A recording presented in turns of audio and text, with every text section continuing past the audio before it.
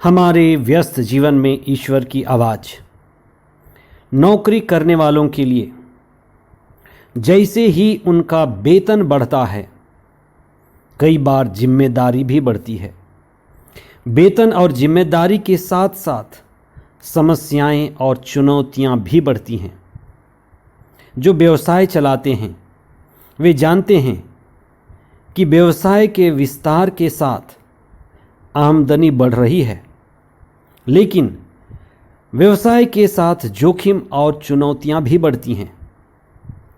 आज हम इस बात पर विशेष चिंतन करें कि हम किसी भी दिशा में, जीवन के किसी भी क्षेत्र में जब हम आगे बढ़ना चाहते हैं, हमें कठिनाइयों का सामना करना पड़ता है, कठिनाइयों के दौर से गुजरना पड़ता है। जैसे प्रथम मसीही कलीसिया संख्या में बढ़ती गई, पवित्र आत्मा के द्वारा उनके कार्यों का विस्तार होता गया। इसी बीच विधवाओं की उपेक्षा होने से समुदाय में तनाव और संघर्ष का माहौल बना। विवाह को लेकर, पूजा पाठ को लेकर, कर्मकांड को लेकर कई सारी समस्याएं आती गईं, विशेषकर खतना को लेकर। इसी बीच ईश्वर ने उन्हें कई रास्ते दिखाए। पास्का का दूसरा सप्ताह 30 अप्रैल 2022 शनिवार, पहला पाठ प्रेरित चरित अध्याय 6 पद संख्याएं 1 से 7 तक, और संत योहन का सुसमाचार अध्याय 6 पद संख्याएं 16 से 21 तक। समस्याएं हमें तोड़ने और बिखेरने के लिए नहीं आती हैं।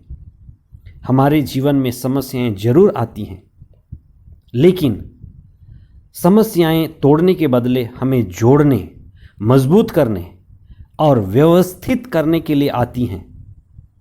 ईसा के शिष्यों का प्रथम समुदाय इसी का साक्षी है कि जैसे ही उनके बीच समस्याएं आती गईं, वे एकत्र होकर प्रार्थना शुरू किए, पवित्र आत्मा के द्वारा प्रार्थना किए और पवित्र आत्मा के द्वारा संचालित हुए।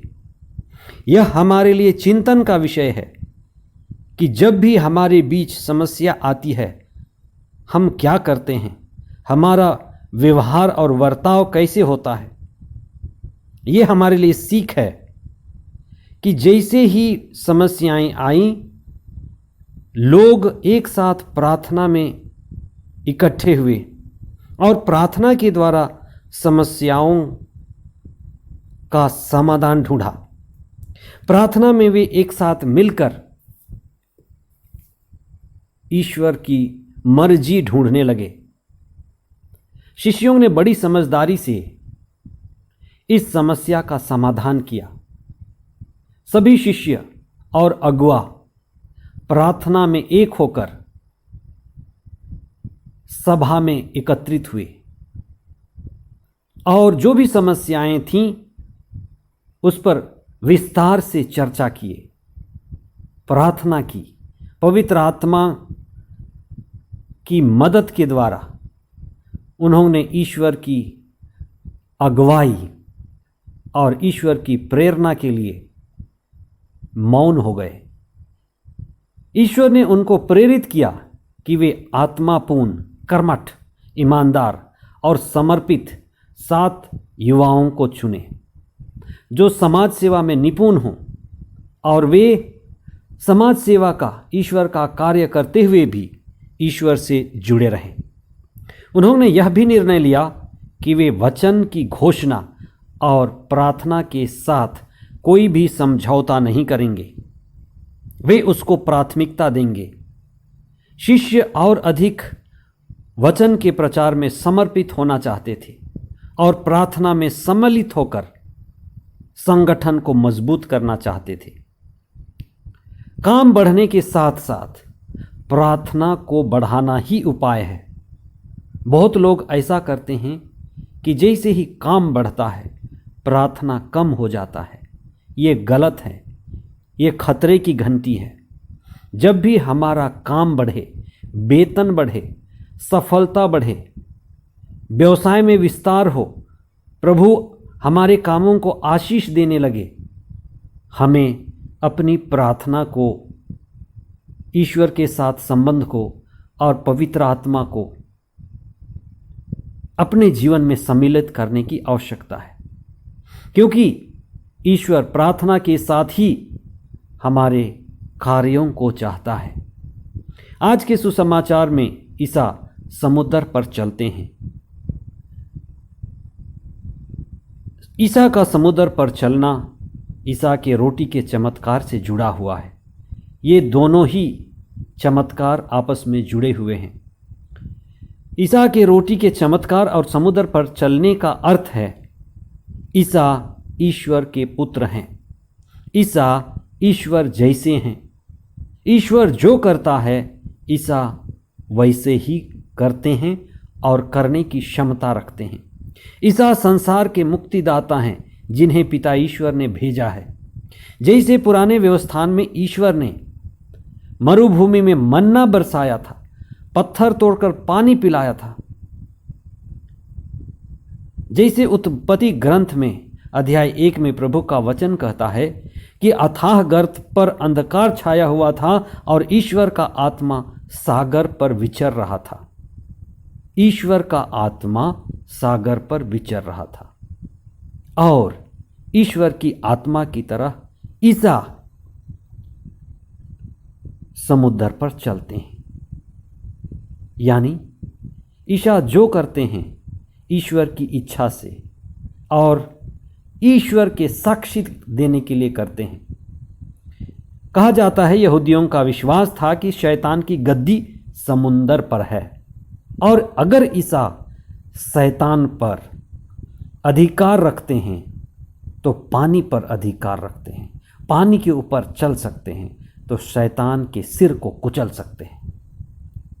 आइए हम प्रार्थना करें कि हम इन रहस्यों को समझ पाएं, पवित्र आत्मा हमारी अगुवाई करे। ईसा जैसे समुंदर पर चले थे, उनका शैतान पर और दुष्ट आत्माओं पर अधिकार था। हमें भी पवित्र आत्मा का सहारा मिले, पुनर्जीवित ईसा की प्रज्ञा और शक्ति मिले कि हम सही मार्ग पर चलें, शैतान को हरा सकें और हमारे दुर्व्यवहार और जीवन में जो भी समस्याएं, चुनौतियां आती हैं, हम उनका प्रार्थना के साथ सामना कर सकें। आइए हम प्रार्थना करें। हे स्वर्गीय पिता, धन्यवाद देते हैं तेरे परम पावन पुत्र के लिए, जो हमारे बीच रहकर तेरे उपस्थिति का साक्ष्य दिया। उन्होंने रोटी तोड़कर स्वयं को समर्पित किया, जैसे उन्होंने अंतिम ब्यालू में रोटी तोड़ा, वही रोटी कलवारी के पहाड़ पर उन्होंने खुद को तोड़ा और हमें दिया। हमें आशीष दीजिए कि हम परम प्रसाद में और रोज दिन की प्रार्थना में प्रभु को अपने जीवन में अनुभव करें। हमारे जीवन में कई समस्याएं हैं, जैसे प्रभु यीशु के शिष्यों के साथ समस्याएं थीं। हमें सद्बुद्धि, विवेक और समझदारी प्रदान कीजिए कि हर समस्या में हम प्रार्थना करना सीखें, एक साथ मिलकर सभा में उचित निर्णय लें, पवित्र आत्मा को स्थान दें और हमारा सारा काम पवित्र आत्मा के द्वारा, प्रार्थना के द्वारा संचालित हो। हे पवित्र आत्मा, समुदाय के, मसीही समुदाय के और हमारे परिवार और छोटे समुदायों के समस्याओं को प्रार्थना के द्वारा, विश्वास के द्वारा और पवित्र आत्मा की अगुवाई में समाधान करने और संचालित करने की शक्ति और सामर्थ्य हमें प्रदान कीजिए। हे पवित्र आत्मा, समस्याओं और कठिनाइयों के बीच हम प्रार्थना करें, आप पर दृढ़ विश्वास रखें और आपके चिन्ह और चमत्कारों को देखते हुए जिंदगी में आगे बढ़ें।